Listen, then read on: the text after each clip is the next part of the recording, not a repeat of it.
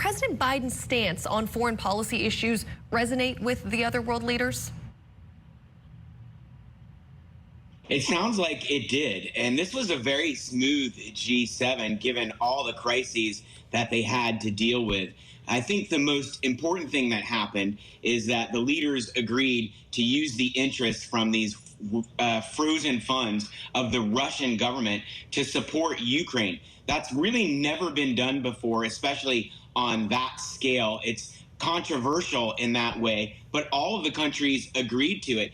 And in addition to giving Ukraine additional funding, which it desperately needs, it's highly coercive to Russia because now Russia sees its own assets being used to support its enemy on the battlefield.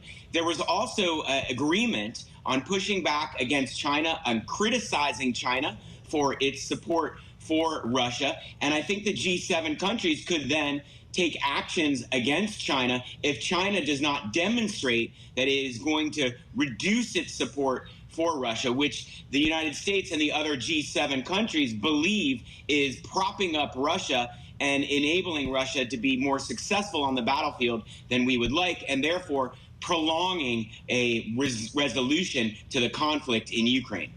And as you said, President Biden rallied the leaders around Ukraine, but he has grown increasingly isolated in his support for Israel in its war against Hamas.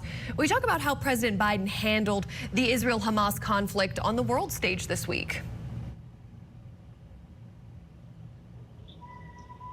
Well, each country in the G7 has a slightly different stance on Israel and Gaza, and a lot of that also depends upon how their own population feels about it. And so there are some disagreements behind the scenes, but what we saw publicly is that they were all on board with the ceasefire proposal that's on the table.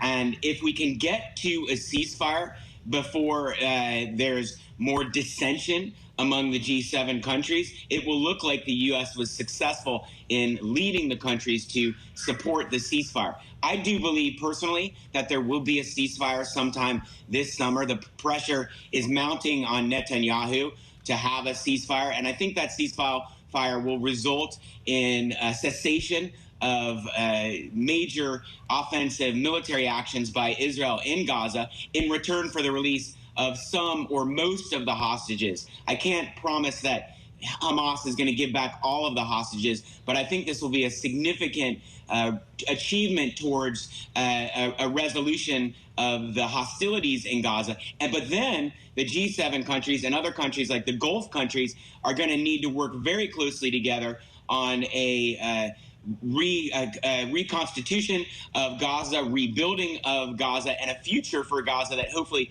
doesn't involve Hamas leading the Gazan people.